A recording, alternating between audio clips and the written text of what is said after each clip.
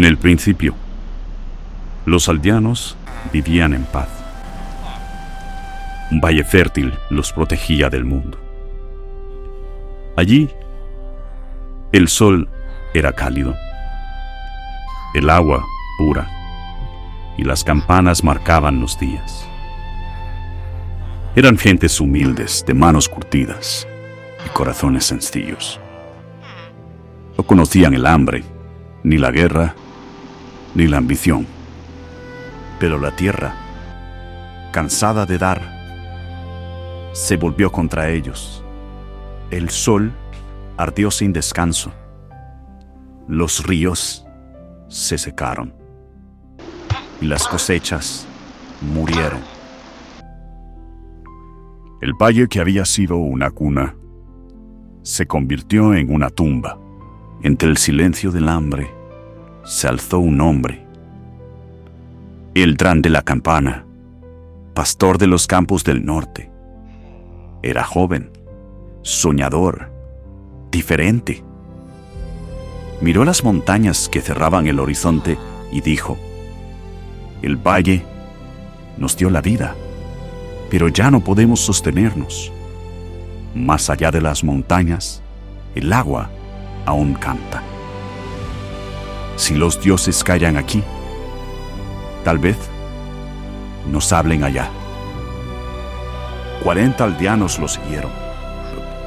Dejaron atrás sus casas, sus campanas y su pasado. Prometieron regresar solo cuando hallaran una nueva tierra. Así comenzó la marcha del sol poniente. El primer éxodo de los aldeanos.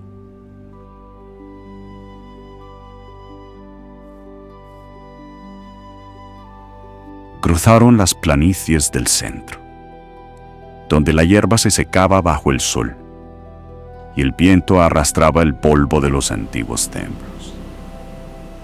Durante días siguieron el cauce de un río moribundo, guiados por el sonido del cobre que Eldran llevaba al cuello. El hambre los probó y el cansancio los dobló. Pero cuando la fe estuvo a punto de romperse, el aire cambió, el olor del agua volvió y el murmullo del viento se volvió canto. Al final de la llanura, el horizonte se abrió. La costa del noroeste, un mar inmenso, brillante y desconocido. Allí, Eldran cayó de rodillas, clavó su bastón en la arena y dijo: aquí termina el camino, aquí comienza el mundo. Y sobre esa orilla nació Rastel, la primera ciudad de los aldeanos, donde por fin las campanas volvieron a sonar. Poco a poco, años después, en el año 230, antes de la guerra Pillager, Rastel ya no era ningún pueblo, sino una ciudad gigante, con aldeanos llegando, buscando una mejor vida, y una fortaleza que Eldran había mandado a construir. Y también un gran monumento.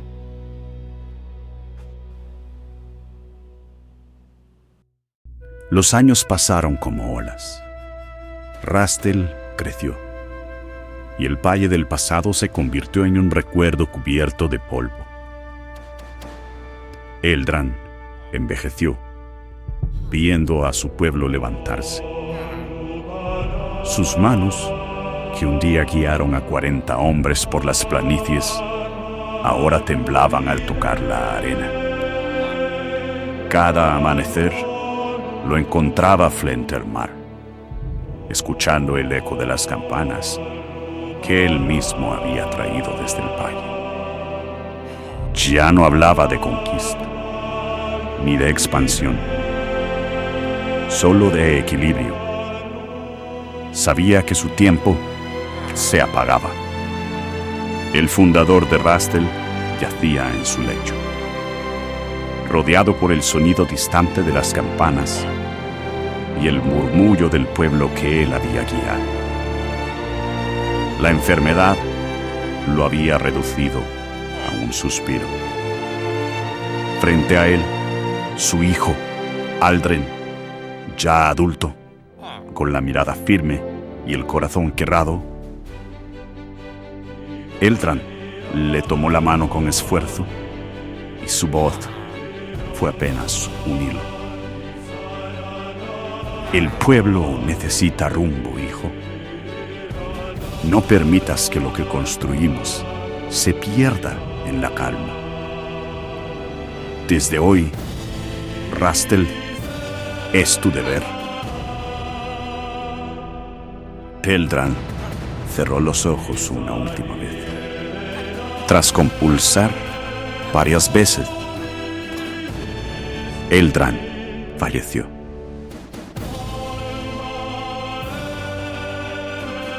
Con la muerte de Eldran, la era de los fundadores llegó a su fin. Lo que había nacido del hambre y la esperanza debía ahora sostenerse con leyes y manos firmes. Aldren fue proclamado primer servidor de Rastel, no rey, sino representante del pueblo. El joven gobernante heredó una ciudad viva, pero frágil. Aldeas dispersas, rutas sin control y regiones que aún se recordaban como rivales.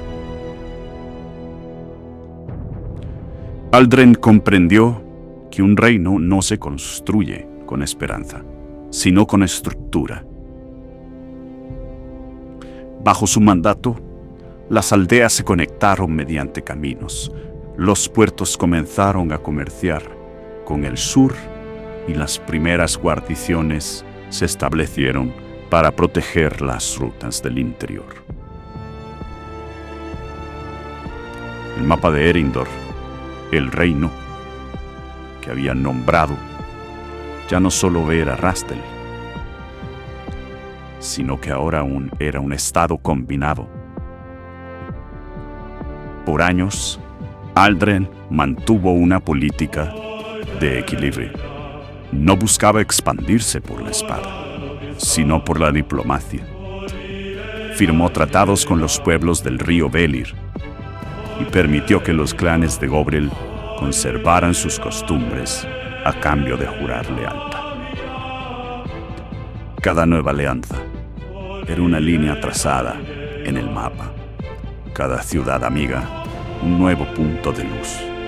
El reino prosperaba y el nombre de Erindor comenzó a resonar en las tierras lejanas. Pero ningún orden dura para siempre.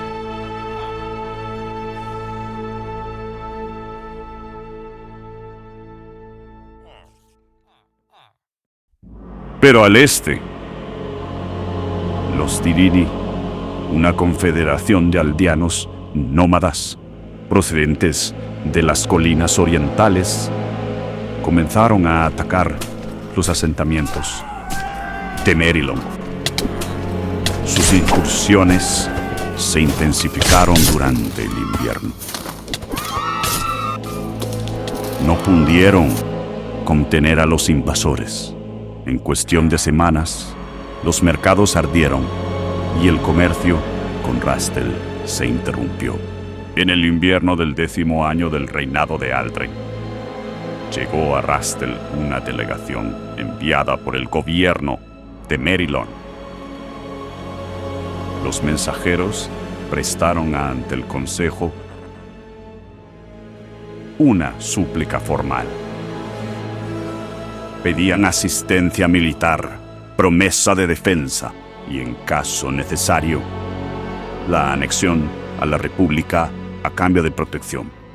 El Consejo deliberó durante días. Algunos miembros sostenían que la intervención militar comprometería la estabilidad económica del norte. Otros veían en Merilon una oportunidad de expansión legítima. Aldren no participó directamente en el debate. Su posición ya estaba reservada.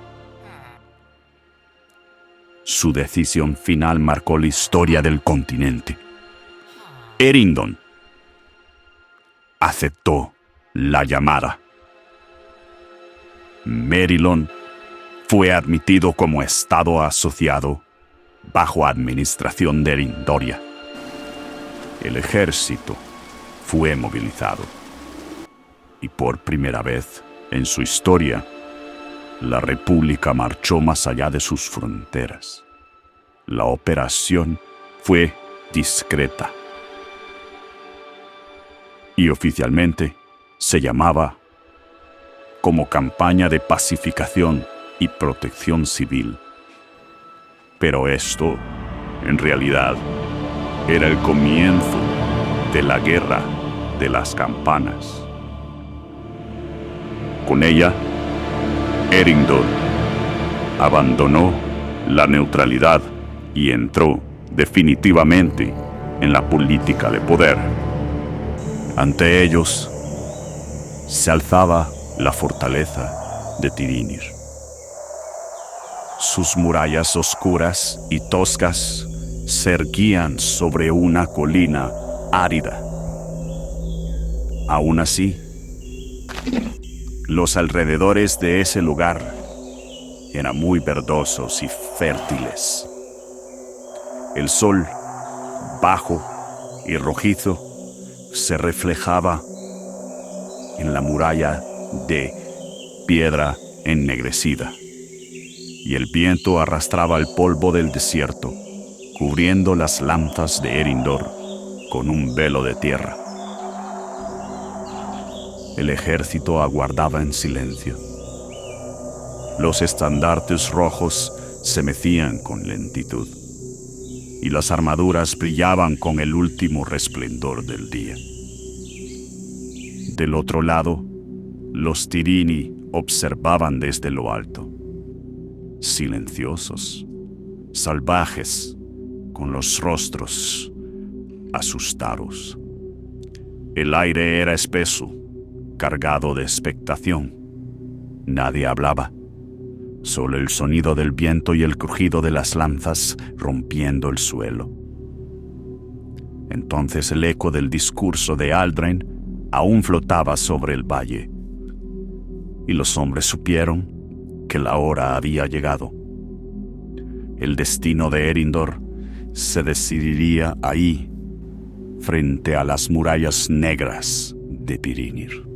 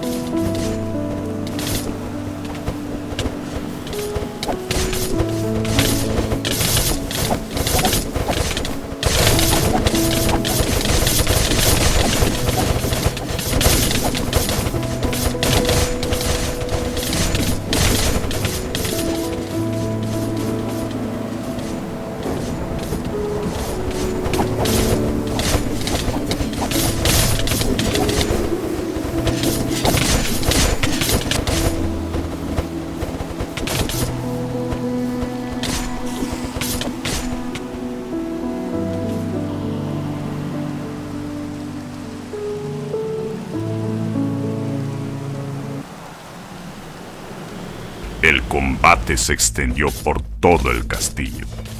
Aldren se dirigió hasta la muralla y después hasta la torre donde el líder de los Tirini se encontraba. Ante la ruina de su pueblo, Aldren ofreció paz. No hubo respuesta. El líder Tirini levantó su arma y el silencio del campo se quebró una vez más.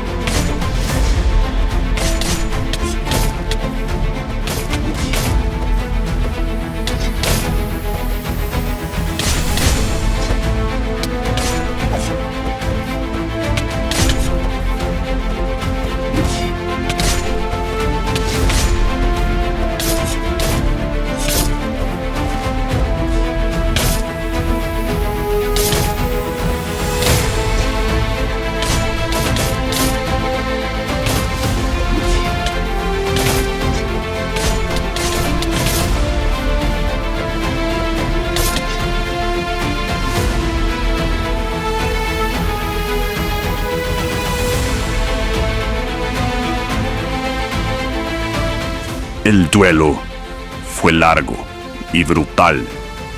Ambos hombres pelearon entre el fuego y la arena, rodeados por el eco de los gritos y el resplandor del hierro. Cada golpe hacía retumbar la tierra.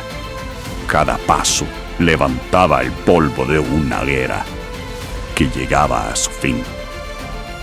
Cuando el sol cayó sobre las colinas, Aldren se alzó sobre su enemigo y el líder Tirini cayó bajo su espada.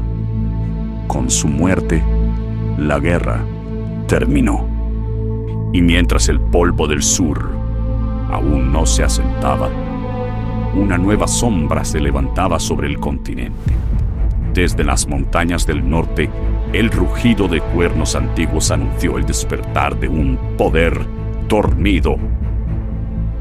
La reina de Parmisia había ordenado la marcha, y bajo su estandarte azul y plata, millares de hombres defendían hacia las llanuras.